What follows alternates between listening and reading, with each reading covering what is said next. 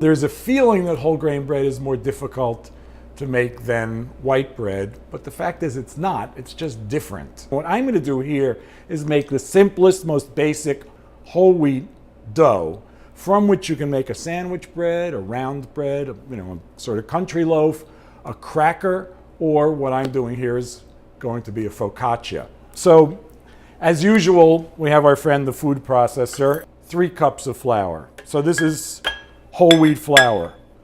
None of these proportions need be exact.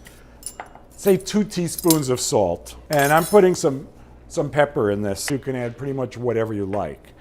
Now yeast, depending on how much rise you want. If you were making a cracker, you could use as little as a teaspoon of yeast. If you were making a round loaf, you might want to use 2 teaspoons. I'm splitting the difference for this focaccia and using a teaspoon and a half. It's called instant or rapid rise yeast. A tiny bit of olive oil, say a tablespoon. And then the process is get the machine running and add water until you get a dough. Usually you use about 50% as much water as flour, so it's going to be roughly a cup and a half.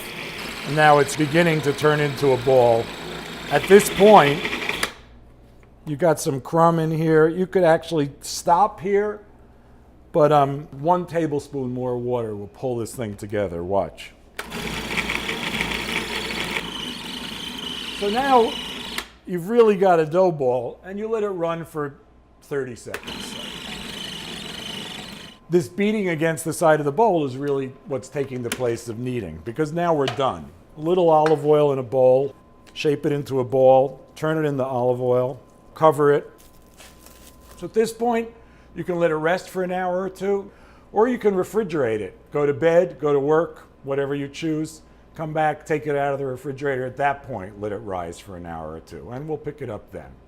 2.5 hours later, in a very warm kitchen, and we've got nicely risen dough here. You can pretty much press this into shape, as you see I'm doing, in a minute or less. Just line the pan with the dough, and just cover this again. It could be 20 minutes while you're preheating the oven. It could be an hour. It could even be an hour and a half. I wouldn't go much longer than that. But the oven should be hot, 500 degrees or so, and I'll show you when this is ready, and we'll finish cooking.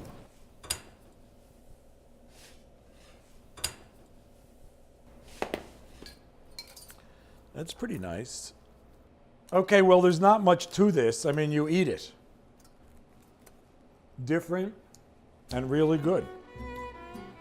Totally legitimate.